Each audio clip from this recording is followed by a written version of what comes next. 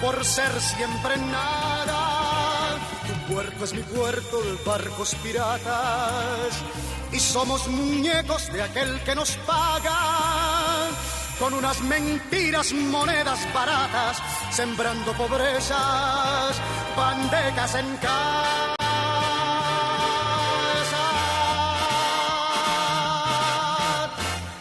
Yo quiero un pueblo que ría y que cante. Yo quiero un pueblo que baile en las calles. Yo quiero un pueblo. Muy buenos días a todos nuestros queridos radio escuchas. Les hablamos desde su programa Voces de la Soberanía. El programa Voces de la Soberanía es auspiciado por la Convergencia Nacional Boricua y por el Movimiento Diálogo Soberanista de Puerto Rico. Les habla uno de sus moderadores, Carlos Ulises Pavón Ortiz.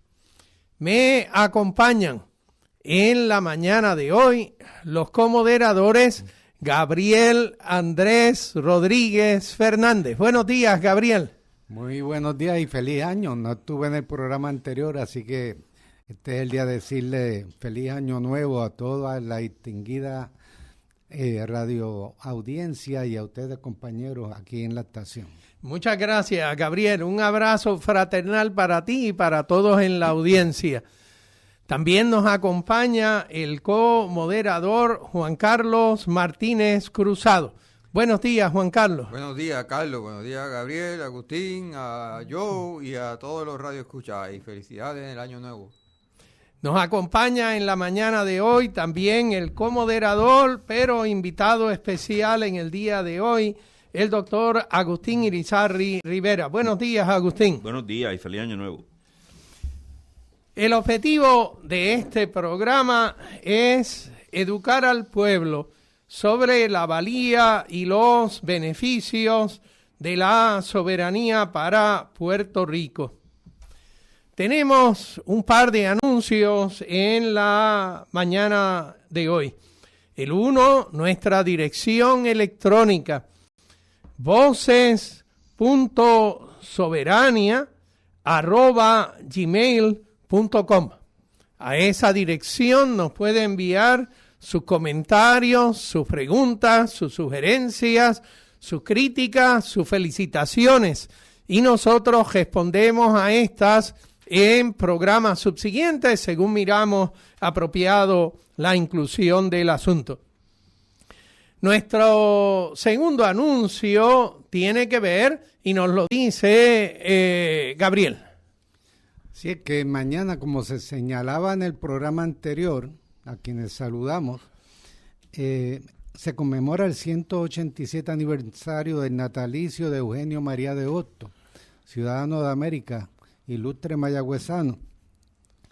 Así que deseamos invitar a todos los radioescuchas a estudiar sobre la vida y la obra de Eugenio María de Hostos y los que puedan asistir a la actividad que tiene el Movimiento Independentista Nacional Hostosiano mañana a la 1:00 p.m. en el Museo Pilar de Filló, aquí en Mayagüez, en la calle Méndez Vigo, abajo de Mayagüez, en que se va a estar discutiendo y dialogando no solo sobre la memoria de Hostos, sino sobre nuestra realidad presente, que incluye desde luego el problema de la militarización más intensa de Puerto Rico nuevamente, y por eso una de las personas que se va a dirigir a los asistentes es la portavoz del movimiento de Madres contra la Guerra, que han estado dirigiendo una serie de manifestaciones en contra de esta presencia militar intensificada en Puerto Rico. Y entiendo que van a estar en esta próxima semana, el próximo fin de semana, nuevamente haciendo una de estas manifestaciones, creo que en la base Muñiz de San Juan. Así que La señora entonces Sonia Santiago, que es la de Madres contra la Guerra, va a estar en la actividad. eso es correcto. Y junto con ella van a estar los colíderes del Movimiento Independentista Nacional Ostosiano, Ángel Rodríguez León y Carlos Vega. Son las 3 personas que van a discursar en la tarde de mañana a la 1 de la tarde en el Museo Pilar de Filló, aquí en Mayagüez. Eso es correcto. Y los invitamos para también compartir entre personas que amamos a Puerto Rico y que queremos verlo soberano y feliz y al pueblo desarrollándose de acuerdo a sus propios intereses, no al servicio de potencias extranjeras imperialistas. Bueno, tenemos varios temas en el día de hoy y Gabriel, como siempre, tendría toda la potestad de mencionarme. Vamos a ver cómo tú vas a enyuntar estas dos cosas. Pero él sabe que siempre hay un chicle por ahí que yo utilizo para poder enyuntar los dos temas. El primero de ellos, y quisiera empezar con algo que es quizá un poquito más feliz, es sobre el asunto de la Epifanía de Reyes. Y la gran pregunta que tengo es sobre el significado que tiene para nosotros individualmente esto que nosotros llamamos la Epifanía de Reyes. Así que nosotros 4 que estamos aquí, pues vamos a mencionar un poco lo que sería ese significado para nosotros. Y el segundo tema que tengo puesto acá es algo sobre los problemas al privatizar el sistema de electrificación de Puerto Rico. Y usted, pues por supuesto, ya se dio cuenta de que Gabriel puede que tenga algo de razón en cómo enyuntamos las dos cosas. Pero empecemos por la primera, que es un poquito más feliz. Así que, ¿qué es la Epifanía de Reyes para nosotros? Juan Carlos, ¿podríamos empezar contigo? Yo paso. ¿Tú pasas?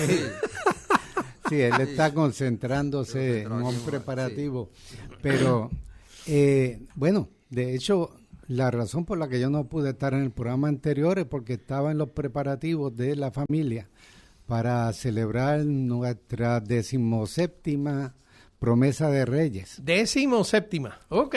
Así que estaba muy directamente involucrado en esto. La Epifanía es una celebración religiosa católica de origen bíblico, ¿verdad? Recordando que cuando nació el niño Jesús, recibió la visita de estos personajes que venían de otros países y que simbolizaban el resto de la humanidad, no judía. Y eso en Puerto Rico caló fuertemente durante el proceso de la formación de nuestra cultura. Aquí llevamos siglos celebrando la fiesta de Reyes con algunas variantes, como en todo lo demás. Este país, este archipiélago es pequeño, pero sin embargo tiene variantes culturales, y en algunos pueblos celebran velorios de Reyes, en otros tenemos promesas de Reyes que pagamos, pero con las pequeñas variantes que hayan, es una festividad que ha sido importante para los puertorriqueños durante siglos. Y por eso los americanos se enfrentaron con un problema bien serio cuando llegaron aquí los norteamericanos.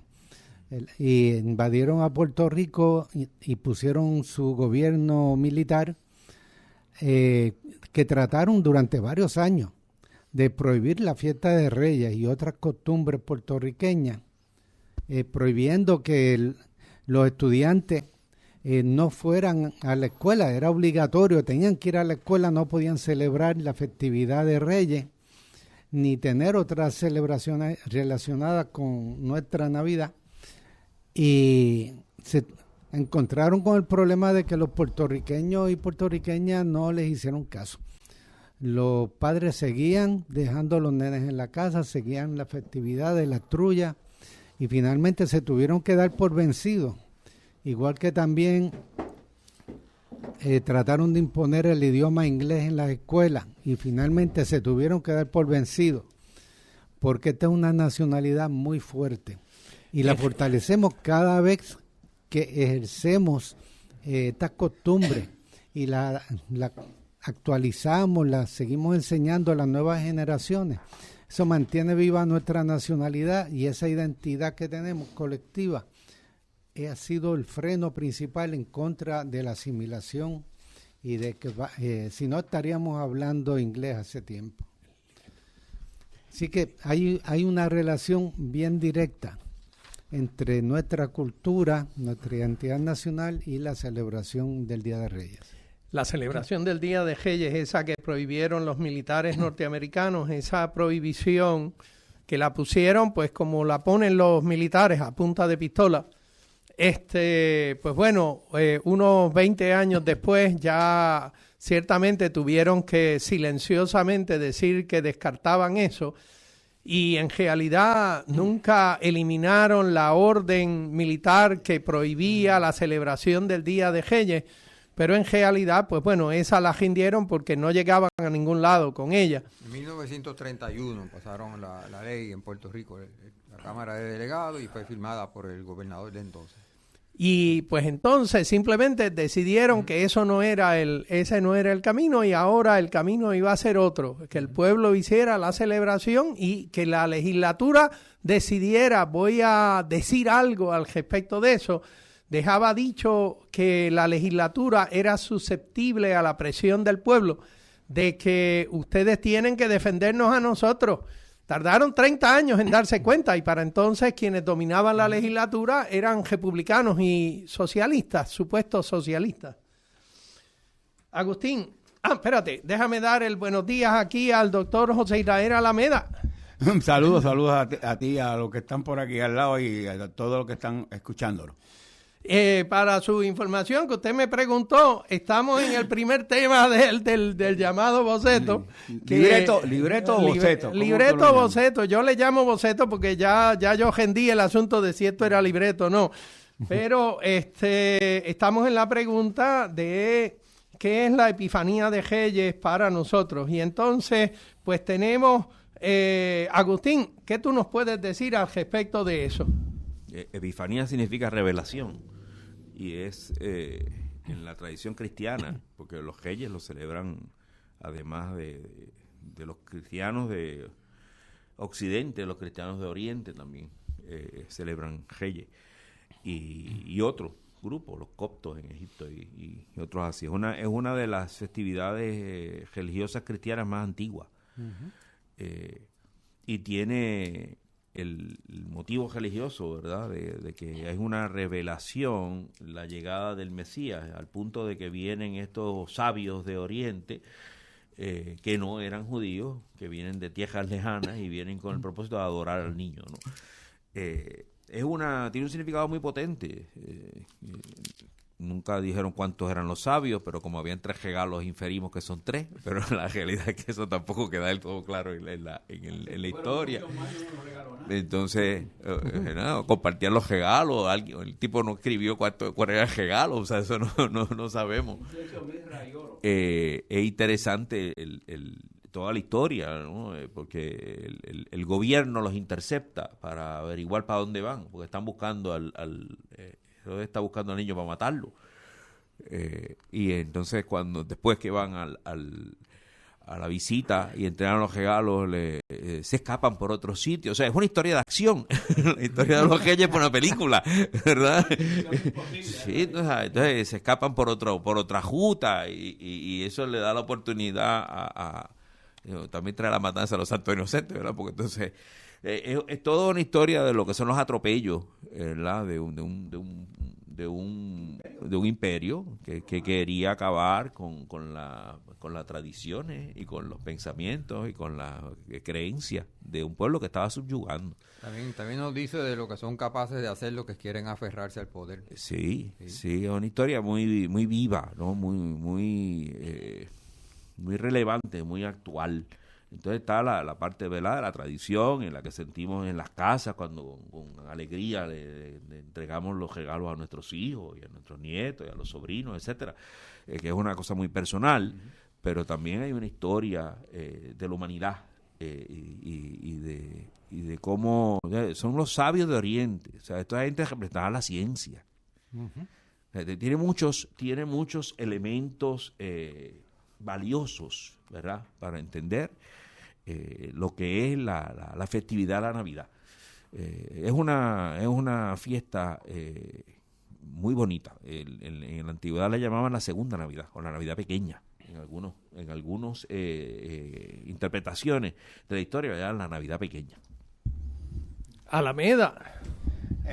Sí, pero a mí me preocupa en cierta medida toda esa narrativa, eso es cierto, pero esa narrativa se pierde en la festividad, en la festividad cultural, en la cultura se pierde. En nuestros días, en los días que nos toca vivir, se pierde un poco todos esos significados. Porque lo hacemos de manera automática.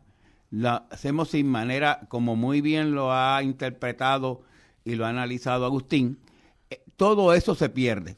Y se pierde la esencia de que había un imperio romano persiguiendo precisamente a toda esta situación de Jesucristo y de Cristo y cuando nace. Toda esta epifanía, todo esto se pierde en regalos, en pasteles, en lechón asado, en roncañita. Que es parte de la tradición, pero no se puede perder precisamente la esencia de eso mismo. Pero no tan solo que se pierde, sino que lo comercializamos. Se metió el diablo rojo, de hecho, Santa Claus, como lo decía muy bien y lo describió Abelardo Díaz Alfaro, Santa Claus va a la cuchilla, ¿verdad? Cuando se le decía, aquí viene el diablo rojo y la gente salía corriendo, precisamente porque veían algo raro. De hecho, tanto es que Santa Claus no se vestía de rojo, Santa Claus se vestía de azul o de verde o de otro color. No tiene la tradición norteamericana, tiene una tradición nórdica. Pero a él no le importa, porque ¿por qué se añade rojo? Porque la Coca-Cola decidió auspiciar, ¿verdad?, este tipo de eventos. Y de hecho, los anuncios más lindos y más bellos se hacen por este refresco, que esto parece que lo hizo el diablo, como dice un amigo mío, el refresco que estoy señalando, por todos los efectos nocivos que tiene a la salud, que inclusive hasta los mismos norteamericanos han tratado de lidiar con esa situación.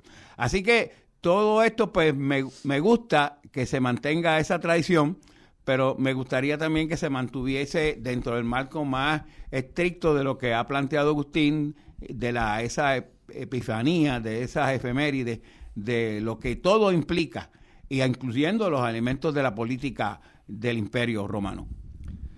Quiero diferir un poquito de lo que estaba señalando Alameda, porque tiene razón. Esta fiesta las estamos celebrando en un sistema colonial capitalista. Y el capitalismo, como bien han dicho algunos filósofos, corrompe el aire, la tierra, el agua y el espíritu humano. Y daña todo, hasta las fiestas religiosas. Pero precisamente la importancia de estos eventos es que el pueblo sigue reafirmando la esencia de la actividad, y el caso de la promesa que nosotros celebramos todos los años, no creo que sea el único, pero incluye el elemento religioso, incluye los reyes vestidos con toda su majestuosidad, un diácono o sacerdote que lee la palabra y se hacen mensajes religiosos, y el altar de reyes está enmarcado en una gran bandera puertorriqueña, que también en otros sitios es parte con la fiesta de Reyes viene la bandera también. Sigue siendo una reafirmación nacional a pesar de la corrupción de valores que trae el capitalismo. Así que las dos cosas están presentes y sobrevive todavía la esencia. Oye, y ya que estamos, ¿verdad?, hablando algo de religión y capitalismo, uh-huh. Porque sabemos que Jesucristo nos dio a nosotros 2 mandamientos, ¿verdad? El primero es: ama a Dios con toda tu mente, con todas tus fuerzas, con toda tu alma, con todo. Con todo tu ser. Y con todo tu ser. Y el segundo, ama a tu prójimo como a ti mismo. Por otro lado, el centro, la base, el fundamento del capitalismo es el egoísmo humano. Yo por encima de todo. Y pues eso es incompatible.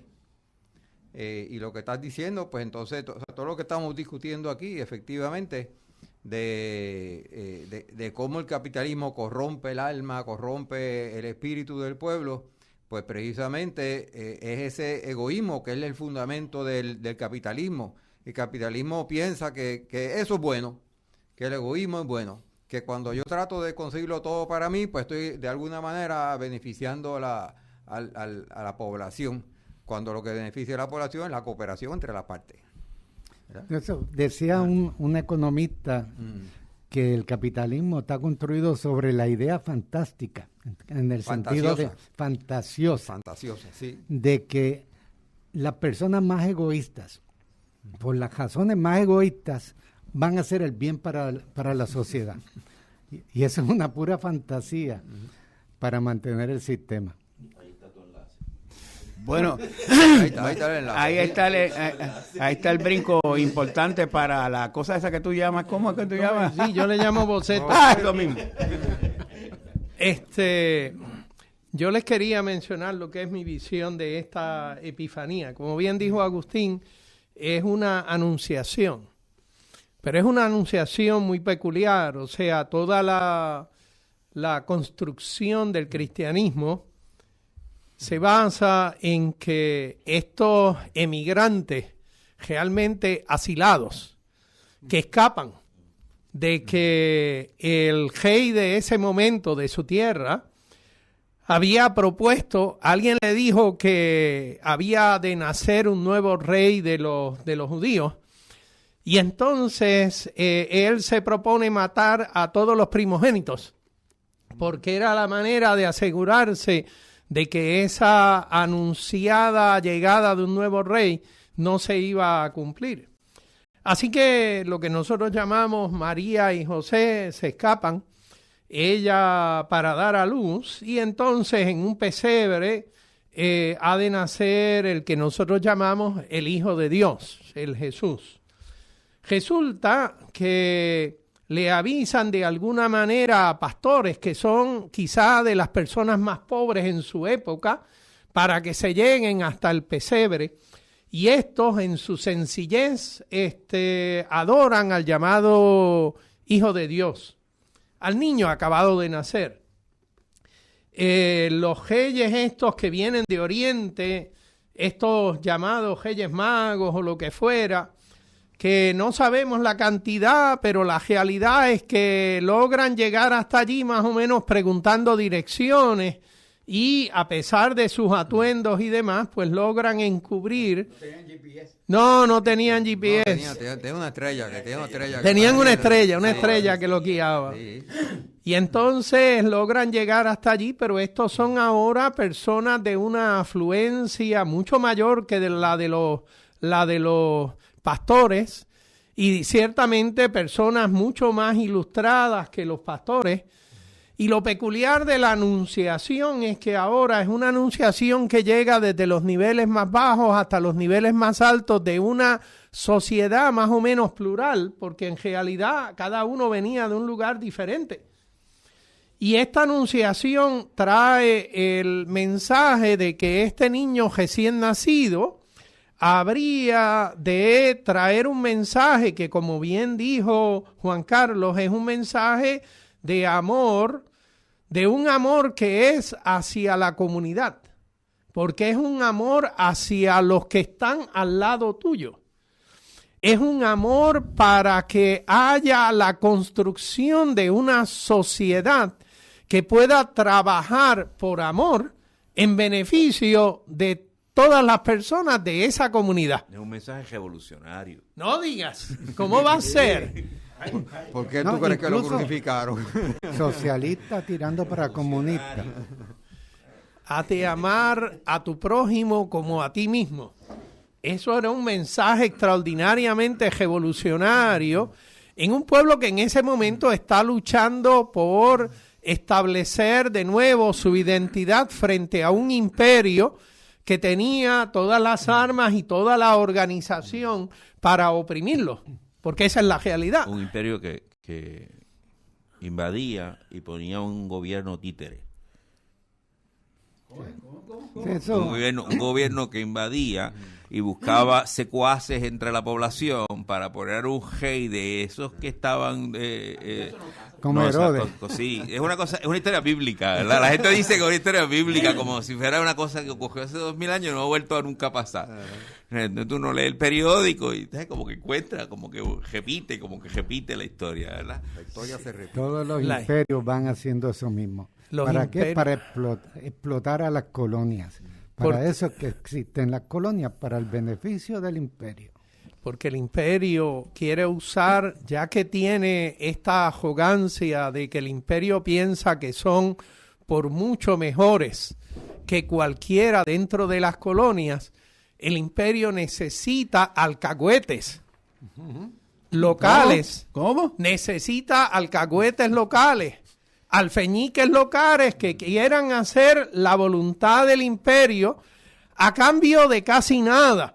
Simplemente del hecho de que no tienen en su espíritu el detalle de pensar con honestidad el amor hacia su propia comunidad. Perdóname, Alameda, tú ibas a decir algo. Ya que estamos hablando de eso y vamos a verlo algo de manera moderna, ¿verdad? Lo que ha pasado recientemente. Venezuela versus Estados Unidos. La supuesta democratización, había que llevar la democracia a Venezuela. A la misma vez que había que sacar al cabecilla del carcel de los Soles, que ese era Maduro. Está muy bien, pero cuando se hacen los indictments, las acusaciones en la Corte de Nueva York, desaparece la mención del cartel de los Soles. Ya no hay problema, ya lo que usted ve es al Mesías, al otro que está allí en Estados Unidos, el que se cree que es el Mesías. Dios me libre por decirle una cosa así. Tú vas a tener que ir al sacerdote a pedir perdón por esa expresión claro. En esta próxima semana. Pero bueno, sigue. Pero yo creo que estás hablando del anticristo. Anticristo, eso es lo que... Gracias. Pero mira, vamos a darte este dato. Ayer oí a Donald Trump diciendo de que ahora que tenemos las reservas de Venezuela, tenemos el 50% de las reservas del mundo. No, eso no es cierto. Venezuela tiene el 20% de las reservas del mundo y Estados Unidos tienen apenas un 3%. 3%. Añadió 23%, ¿verdad?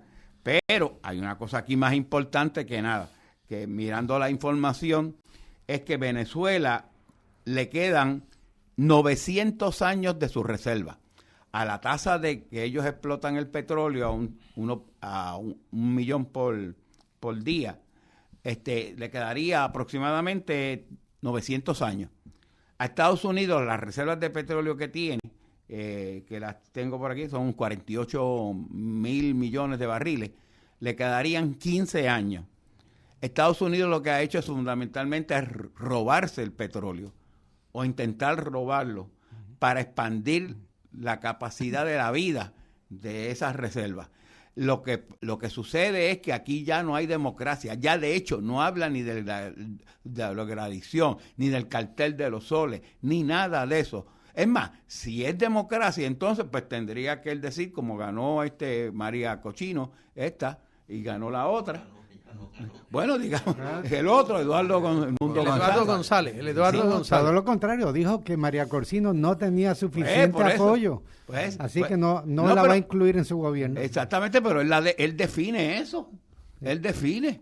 Entonces, todo eso que es democracia, eso no existe en Estados Unidos. Estados Unidos realmente, yo siempre sigo aquella expresión que hizo el vicepresidente de Estados Unidos para los años 60, que dijo, Estados Unidos no tiene amigos, Estados Unidos solo tiene intereses. Y eso es lo que yo creo que hay que entender de esto. ¿Brincamos de la epifanía? No, yo no creo que hayamos brincado. Yo creo que la realidad es que el trabajo por la comunidad, que lo realizas por amor a tu comunidad, a tu gente, a tu alrededor, lo realizas con un cierto sentido de que el amor incluye el respeto. el respeto hacia mis prójimos es necesario para el ejercicio del amor. La epifanía o la cristiandad que llega con ese niño, pues simplemente no tendría lugar si no se ejerce un derecho, un respeto al derecho de las otras personas. Y lo que fue la invasión a Venezuela, o lo que es propiamente el ejercicio de los privatizadores en el sistema de electrificación de Puerto Rico, ellos no reconocen el respeto hacia el pueblo de Puerto Rico que los ha supuestamente contratado para mantener y implementar y mejorar y operar un sistema eléctrico que supuestamente, según algunos legisladores, no estaba funcionando muy bien y que estos privatizadores hubieran de hacer algo mejor que lo que estaba haciendo anteriormente una agencia pública. Lo que hemos descubierto 4 o 5 años después de la comienzo de operaciones de los operadores privados es que ellos, pues bueno, por cualquiera de dos razones, porque eran buscones que estaban tratando de entrar a hacer algo que no tenían ni idea de lo que iban a hacer, o porque simplemente la cultura de trabajo que tenía la Autoridad de Energía Eléctrica, ciertamente después de décadas de desarrollo, era mucho mejor que lo que podían hacer estos buscones de las dos privatizadoras de la noche a la mañana, tratando de inventar cómo van a operar un sistema que a duras penas saben dónde está el interruptor que prende aquí o apaga allá. Así que, bueno, por eso entonces llega nuestra segunda pregunta, y es esta que yo les traía de que tenemos problemas al privatizar el sistema de electrificación de Puerto Rico, y nosotros observamos y el gobierno empieza por fin a reconocer, no me queda claro si tan lúcidamente o no, pero empieza a reconocer porque el gobierno de Lela demanda en 3 o 4 frentes a Luma sobre la operación de lo que ellos han hecho por los pasados 4 o 5 años. Pero también vemos otro privatizador que demanda al especialista a su puesto de operación de las plantas de generación de energía eléctrica, y lo demanda porque esos cometen veleidosidades en contra de su propio reglamento. Así que, pues bueno, traigo entonces la pregunta: ¿cuáles son los problemas que estamos observando recientemente sobre el asunto del sistema de electrificación de Puerto Rico? Y quizás, ¿cuáles son algunas de estas significaciones de esos problemas? Ya ahorita haremos el enyunte con el asunto de la epifanía, porque tengo que responderle a Gabriel, que me está mirando con ojos bien chiquititos. Así que, Agustín, creo que te tiro la pregunta. ¿Qué estamos observando ahora en este ejercicio de la privatización? Estos días son bien confusos, porque mientras el gobierno... sí, en estos días, con relación al tema de Luma, por ejemplo, tú ves en la prensa El Nuevo Día, que es un vehículo de desinformación, anuncia como voz y platillos que el gobierno está demandando a Luma, y como habíamos discutido en otro programa, cuando uno mira la demanda, yo la encuentro bien floja. La demanda no se basa en pobre desempeño, que es la razón para cancelar el contrato, de acuerdo al mismo contrato, sino se basa en que el honorable Pedro Pierluisi y su gobierno habían cometido una serie de errores, de acuerdo a ellos, ¿verdad? Irregularidades. Las mismas agencias que demandan son las agencias que ellos señalan como que cometieron los errores de entrar en el contrato. O sea, el problema es que entrar en un contrato malo no es un delito. Tú puedes entrar en un contrato malo y salirte de un contrato que tú mismo suscribiste alegando que ahora te diste cuenta que el contrato era malo, pues es una estructura bien floja. Pero mientras al mismo tiempo que está pasando eso, ¿verdad?, que está ocurriendo lo de la demanda, El Nuevo Día desata una campaña de lavarle la cara a Luma. En estos días hubo un titular que decía que habían bajado los apagones la bajada de los apagones, los números que citaba el periódico era de un factor de 6 o una cosa así, o sea, una cosa dramática. O sea, uno pensaría que el sistema eléctrico está funcionando excelentemente bien, ¿verdad? Yo me metí en la página del negocio de energía donde Luma entrega sus informes. De hecho, allí descubrí que Luma no ha entregado el último informe. El informe de los últimos 3 meses, de octubre, noviembre, diciembre de 2025, no está disponible. El negociador le mandó una orden de que tienen que entregarlo antes del 27 de enero, porque Luma estaba pidiendo prórroga, ¿verdad? El que está disponible es el que llega hasta septiembre. Así que yo miré los números de septiembre y los comparé con todos los septiembres anteriores bajo Luma, ¿verdad? Va a comparar China con China. Y este septiembre está peor que cualquier otro de los otros septiembre. O sea, que a menos que el nuevo día mágicamente haya tenido una epifanía, un descubrimiento sin ningún dato público disponible, de que en octubre, noviembre y diciembre mágicamente las cosas mejoraron, pues los datos no coinciden con el titular. O sea, el titular es un engaño. No, tanto la duración de los apagones como la frecuencia de los apagones en el agregado han aumentado cuando tú miras los números hasta septiembre del 2025, que son los que están disponibles. Y eso sin un huracán que nos haya caído arriba. Con el cielo como está el día de hoy, que está precioso, está azul el cielo. Y a pesar de que en esos meses, ¿verdad? Aunque son los meses de pico, de huracán y tormentas, etcétera, tuvimos un año muy bueno. O sea, no nos afectamos por tormentas ni por huracanes. Así que no coinciden los números del negociado con los titulares del nuevo día. Ahí quisiera intercalar que se nos quedó algo en lo de que el capitalismo corrompe el agua, el aire, la tierra y el espíritu. También corrompe los medios de comunicación. Sí.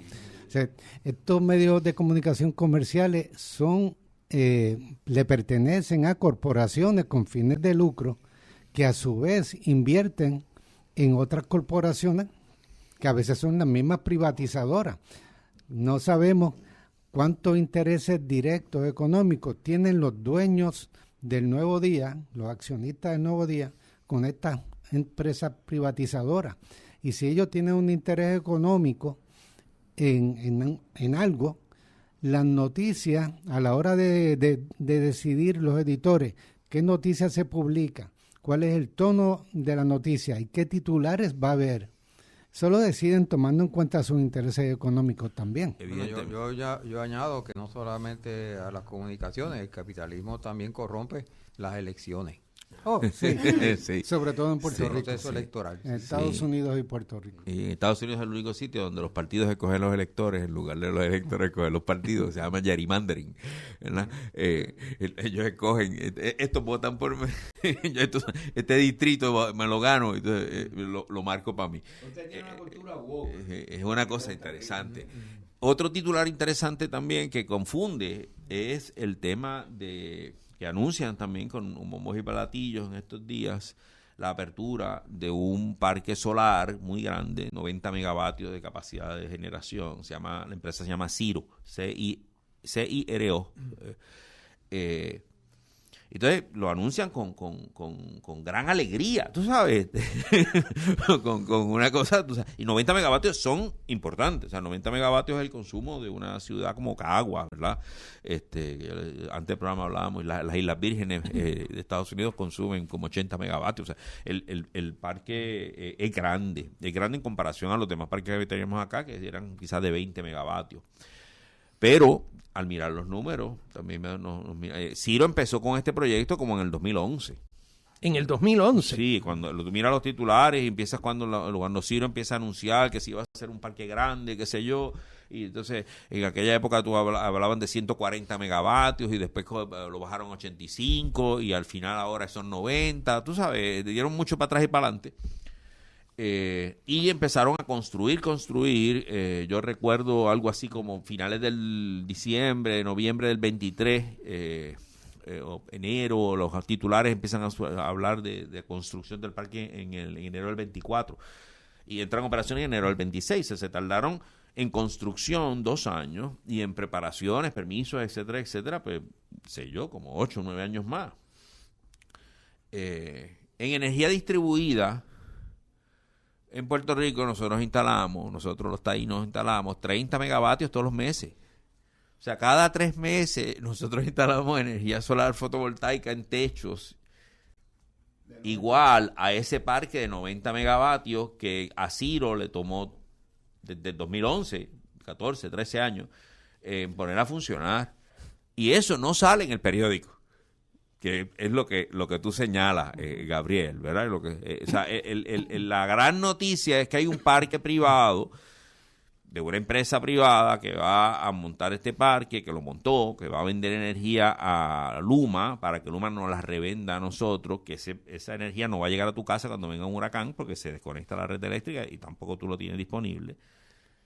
La enorme noticia de que nosotros montamos los mismos 90 megavatios cada 3 meses. Y individuos. O sea, estamos hablando de que hasta septiembre del 2025, en este año, o sea, de septiembre de 2024 a septiembre de 2025, estos números los apunté porque quería traerlos. Mira, en el septiembre de 2024 habían 948 megavatios distribuidos solares, en medición neta estoy hablando, en Puerto Rico. En septiembre del 2025 hay 1.335. 1.335 megavatios. 1.330 megavatios. Así megavatios. Que hay 430 y pico de megavatios adicionales por individuos montados en los techos de sus casas. Y eso en un año. 387. Esos son 32.25 megavatios mensuales. Así que cada 3 meses nosotros montamos el equivalente a un parque igual que Ciro. Y no sale en el periódico. Estamos hablando que eso son unas 4.600 instalaciones mensuales, porque eso el promedio es de 7 kilos lo que la gente está instalando.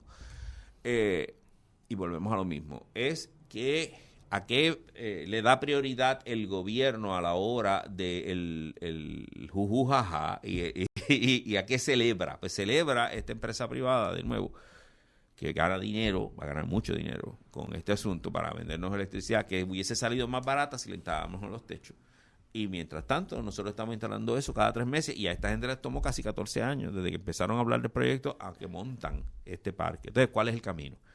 Pues el camino es claro. El camino es seguir haciendo lo que estamos haciendo y seguir sistemas solares en los techos y en los estacionamientos, porque eso no solo nos da mayor resiliencia, nos da energía más barata, sino que lo hacemos con una rapidez extraordinaria en comparación a lo que hacen esta gente, y además de eso el sistema eléctrico la absorbe con mucha más facilidad y con menos inversión.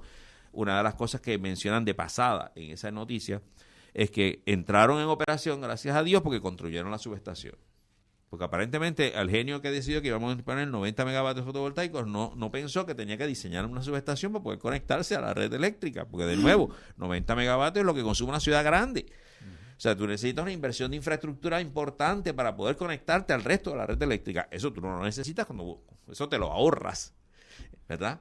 Cuando lo haces en los techos y en los estacionamientos. Agustín, ¿cómo fue el proceso de construir la subestación para reconectar o conectar ese parque al sistema de electrificación de Puerto Rico? Pues porque sí, me parece que eso es bien importante. Pues sí, lo lleva como año y medio para atrás y para adelante tratando de convencer al gobierno de que el gobierno le montara la subestación y la pagara. O sea, que la pagamos nosotros, los que están oyendo el programa y los que estamos aquí en esta mesa, aunque el negocio era para ellos. Entonces Luma, que no le da un chavo a nadie, le dijo que no, y la autoridad eléctrica le dijo, pues yo no hago eso, y no lo he hecho en el pasado. O sea, tú montas tu propia subestación. Y después que se cansaron de tocar a la puerta cuántos políticos encontraron, pues decidieron que ellos tenían que construir su subestación. Entonces finalmente construyeron la subestación porque los paneles solares llevaban allí más de un año montados. Y el tranque era la subestación, porque ellos, de nuevo, querían hacer la subestación, uno donde le diera la gana, conectarse donde ellos quisieran y que la pagara otro. Nada de eso sale en la noticia. Eso uno lo sabe porque habla, escucha. Yo sospecho que al fin y al cabo vamos a acabar pagando esa subestación porque eso va a en estar el precio, en el costo pues, claro, de la energía comprada. Pues claro, en el precio de la energía que vamos a comprar pagando, pues se paga toda esa inversión. Que de nuevo, no había que hacer esa inversión de infraestructura si lo hiciéramos como lo estamos haciendo, porque mientras el gobierno va por una dirección, la ciudadanía va por otra, porque esos 4.600 instalaciones son privadas de ciudadanos y no le están esperando por el gobierno. O sea, recientemente se anunció con bombos y platillos de parte de la gobernadora que había firmado una ley para eliminar los $300 esos que tenían que pagar las personas, y eso aparentemente ha sido anunciado como un gran logro de la gobernadora. ¿Qué tú quieres decir sobre eso? Nosotros habíamos hecho un estudio en Mayagüez, en la Universidad de Puerto Rico, sobre cuándo es que tú tienes que cuándo tú necesitas hacer un estudio de interconexión para ver si tu sistema solar afecta o no afecta. ¿Y eso es lo que cuesta $300? Eso es lo que ellos cobran, $300. ¿Quién cobra? Luma los cobra. ¿Por qué cobraba? Porque supuestamente ellos te cobran $300 para hacer el estudio, para saber si tu sistema de 7 kilos le va a hacer daño a la red eléctrica. Y es porque ellos te medían el umbral seguro con un número de 15% de la capacidad del alimentador, que se lo inventó la Autoridad de Energía Eléctrica con mucho miedo cuando empezaron a poner los primeros sistemas solares. Nosotros en la Universidad de Puerto Rico hicimos análisis y estudios y descubrimos que conservadoramente el límite era 60%, no 15%. Y que en algunos casos no hay límite porque tú puedes llegar al 115, 120%, depende del voltaje de la línea. O sea, en línea de 13.200 nunca a nadie le deberían cobrar $300 para hacer un estudio porque el límite es más del 100%. Y en los alimentadores más débiles, que son los de 4.160, en la mayor parte de los casos tú podías llegar a 60% y no tenías que hacerle ningún estudio tampoco. Así que dejaron de cobrar $300 que nunca debieron haber cobrado, básicamente. Pero se lo cobraron a alguna gente. O para mucha gente. No a alguna gente, a mucha gente. No, yo lo dudo mucho. La ley no dice nada de devolver. No creo que la ley para nada le devuelva. Además de que el estudio que comisionaba Luma, conocemos el tipo de estudio que hacían, y la verdad que era una porquería de estudio. O sea, porque no lo hacían, ellos no lo hacían tampoco, le pagaban a un tercero para que le hiciera el estudio. Entonces, recuerdo en una ocasión que fuimos a una empresa para entender cómo era que ellos hacían el estudio. Cuando nos explicaron qué es lo que hacían en el estudio, digo, pero es que ese estudio no revela nada. O sea, tú no sabes nada con ese estudio. Y dice, bueno, pero eso a mí me pagan por hacer ese estudio, eso es lo que yo hago. Esa fue la respuesta que me dieron. Digo, mira, si nosotros hacemos el estudio de esta manera. Esto es un estudio que se llama Hosting Capacity, la capacidad de acarreo. Esto es lo que hay que hacer para tú realmente saber lo que estás haciendo. Eso es lo que nosotros hacemos. Y eso se lo presentamos al negocio de energía. Llegamos a presentárselo al negocio de energía. Porque de la misma... Pidieron, hicieron se tardaron como un año en convocar a Luma y preguntarle a todo el mundo qué pensaba, etcétera, etcétera. Y Luma accedió a subir el límite de 15 a 30. Entonces lo aceptó sin ningún, se entregó inmediato, sin ninguna argumentación, ¿verdad? Le digo, pero mira, es que no son 30, son 60. Entonces el negociado se allanó a los 30. Y ahora viene esta medida política, pienso yo, partidista realmente, para quitar el costo. Yo creo que eso es un error. O sea, yo creo que hay razones para uno decirle a alguien, tenemos que hacer un estudio. Pero que lo paguen ellos. El asunto es ese. En la mayor parte de los sitios que se promueve de verdad la integración de energía renovable, lo que se hace es un pote donde tú... vamos a decir, a la gente de medición neta le cobras una cantidad pequeñita y vas llenando ese pote. Entonces cada vez que te encuentras con un problema, pues resuelves el problema y lo pagas de ese pote, y entonces evitas que exista el problema físico y sigues. Eso lo resolvieron así en Alemania, en Australia y en otros sitios hace más de 25 años. O sea, eso no es nuevo, no me lo estoy inventando yo aquí ahora, eso se hace en otros sitios. Pero en Estados Unidos no lo hacen, y como no lo hacen en Estados Unidos, pues entonces el negocio de energía no se entera y no lo hacen acá en Puerto Rico. Oye, Agustín, yo tengo una pregunta que es como una de esas cositas que le hurgan la conciencia a uno. Cuando tú estableces un sistema de placas solares, de baterías, tienes también que establecer un sistema electrónico que esencialmente determina cuándo tus baterías van a inyectar energía hacia la red o cuándo no vas a permitir eso. Y además, pues entran en unas comparaciones del voltaje que yo estoy generando versus el voltaje que está afuera. Así que para todos los efectos, ese patio de reconexión al sistema de la red lo estoy pagando yo, usuario individual. Sí.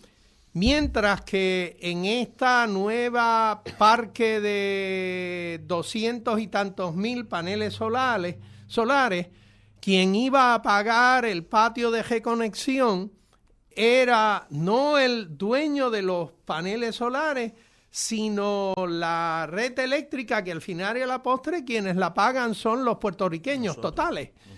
Eso no es un poquito medio extraño, porque siendo que es un parque solar enorme, pues entonces uno se imaginaría que las personas que son dueños de ese parque son responsables de no causarle daños a la red con la reconexión del asunto a la red. ¿Estoy en lo incorrecto, no? Eso es lo que es correcto. Además de que es un negocio, lo están haciendo para ganancia, no es para una casa, para su propio consumo, Pues volvemos ganancia. Volvemos al tema del capitalismo y el amor o no el amor, ¿verdad? Lo que hablábamos al principio. Estos sinvergüenza normalmente vienen con el cuento de que te va a montar un sistema solar, pero la idea es que tú pagues por la interconexión. Y eso es bien común. Es bien común en el sistema capitalista americano que los que montan el parque eólico o solar le piden a la compañía eléctrica que ellos inviertan en la subestación o incluso que le tiren una línea eléctrica, porque a menudo están lejos, particularmente los eólicos, ¿verdad? Están lejos, entonces que el Estado sea el que pague y ponga la línea eléctrica, y al final pues eso se le pasa en la factura a todos los que compran electricidad y lo terminamos pagando nosotros y engordándole la cartera a estas empresas. Es lo que han... ¿cómo es? Ciro no es el único. Ciro sigue el patrón de esa industria. La industria trata de hacer eso todo el tiempo. Le toca al gobierno permitírselo o no permitírselo. Entonces, el gobierno, que sea representante y leal a los puertorriqueños, tendría que decirle a Ciro: no, usted quiere montar ese negocio y usted ya tiene allí 200,000 y tantos paneles solares que los quiere usar para el negocio. Usted tiene que poner una buena porción de lo que cuesta ese patio de reconexiones. No puede ser que nosotros tengamos que pagar por eso. Y aquí viene el tema también de cuál es el contrato que se debe firmar. Entonces, ¿contra qué alternativa? El gobierno, aquí en Puerto Rico, el gobierno de Jennifer González todo el tiempo se basa en los costos del petróleo. ¿Cuánto cuesta el petróleo para yo decidir si compro sistema de parque solar o compro gas? ¿Okay? Pero nunca mira cuánto vale la energía solar en los techos, porque contra esa no pueden competir. Te tendrían que rechazar los parques solares si tú lo comparas con los techos, porque tú le decías, bueno, en los techos me sale a tanto, yo te lo pago a esa misma cantidad si tú estás dispuesto a hacer el negocio. Y ellos te dicen no, porque a mí me cuesta mucho más montarlo. Digo, pues no lo monté. Dice, la solución capitalista sencilla es pues el mercado manda, hay una solución más barata, pues no lo monté. Pues no, lo que ocurre es que buscan otra medida, otra cosa para compararse, que sea más caro. Un estándar. Un estándar más caro. Buscan un estándar más caro para entonces poder justificar un contrato que nos cuesta más a largo plazo. Lo que pasa es que, como yo siempre le enseño a los estudiantes, el libre mercado, demanda y oferta, ahí detrás de la oferta hay un chorro de intereses. Y hay intereses colmillú, intereses menos colmillú, pero están ahí. Espérate, repítete esa oración exactamente como la dijiste. Que el libre mercado es ¿qué cosa? El libre mercado en economía es basado en el concepto de la demanda y oferta. La famosa tijera que en 1856, en el libro Política Económica, Alfred Marcher, inglés, dijo que funcionaba el sistema económico capitalista. Pero de ahí en adelante muchos economistas, historiadores en economía han dicho, tenemos que incluir detrás de esa oferta los intereses económicos de los colmillú, de los monopolios, de los oligopolios. Y la industria petrolera está fundamentada en oligopolio. En mi tiempo, cuando yo estudié y hice mi tesis de maestría, le llamaban las Seven Sisters, las 7 hermanitas de la caridad, ¿verdad, Gabriel? Oh, ¿verdad? sí, hermanitas. La Shell, la ExxonMobil, todas esas que British están... Petroleum. Estaban allí, como que yo vi algunas caras de esas felices, no sé por qué. De hecho, en la reunión de ayer, los grandes que estaban allí, Cocoroco, dijeron, bueno, para invertir allí hay que meter chavo y hay que tener estabilidad. Y yo no sé de aquí a 5 años, 2 años, 3 años qué va a pasar allí. Los que están diciendo de invertir algún tipo, entrar, son pequeñas empresas que están, pero tienen los mismos intereses capitalistas. Entonces, de eso es que se trata la libre mercado. No puedes hablar de un libre mercado sin reconocer que en este sistema capitalista hay grandes intereses en la oferta y en la demanda también hay grandes intereses. Sí, quería, como quedan ya pocos minutos, tratar de traer la buena noticia a los radioescuchas de que todo esto que sufrimos todos los días, de todo esto que hemos estado discutiendo, realmente no tiene que ser así. O sea, no tenemos que siempre vivir bajo este capitalismo imperial de los Estados Unidos. Hay alternativas, hay países que tienen otros sistemas políticos y económicos que son democráticos y que tienen controles para la avaricia de los capitalistas y que sirven al interés del pueblo. Y en Puerto Rico podemos lograr eso. El asunto es que en el camino a lograrlo, un paso esencial es que el pueblo reclame su soberanía para decidir sobre su futuro.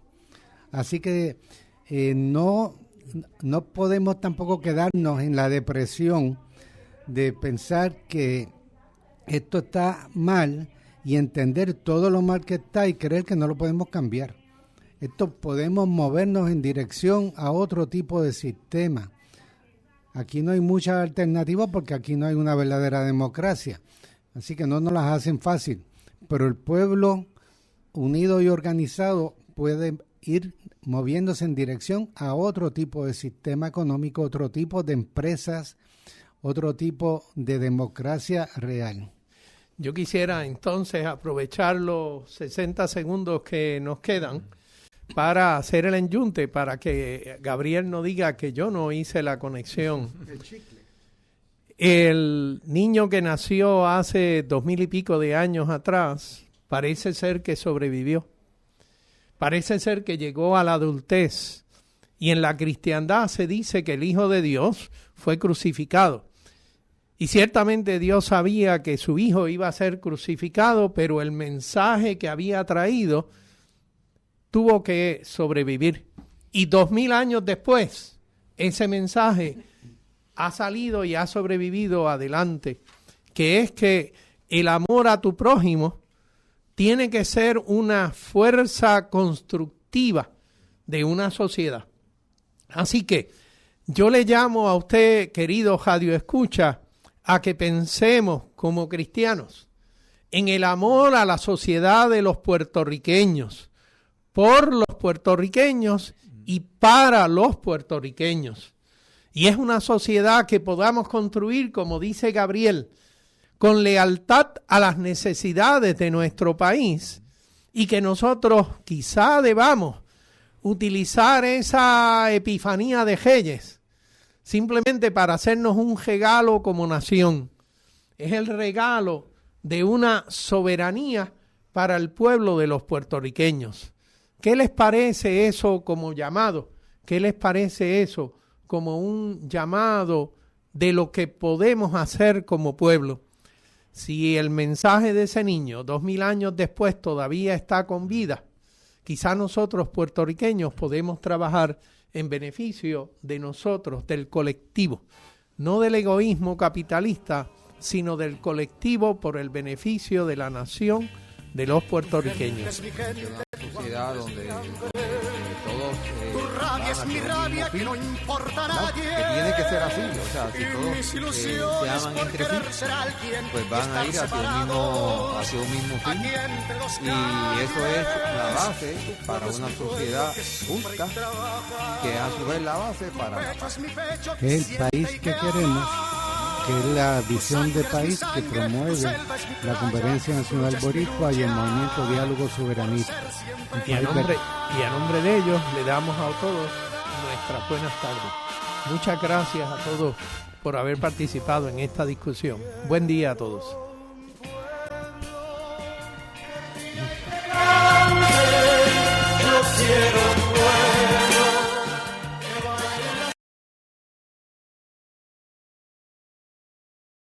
Esta radioemisora y su personal no necesariamente se solidarizan con las expresiones vertidas en el pasado programa. ¿Por qué tan contenta, Mirna? Porque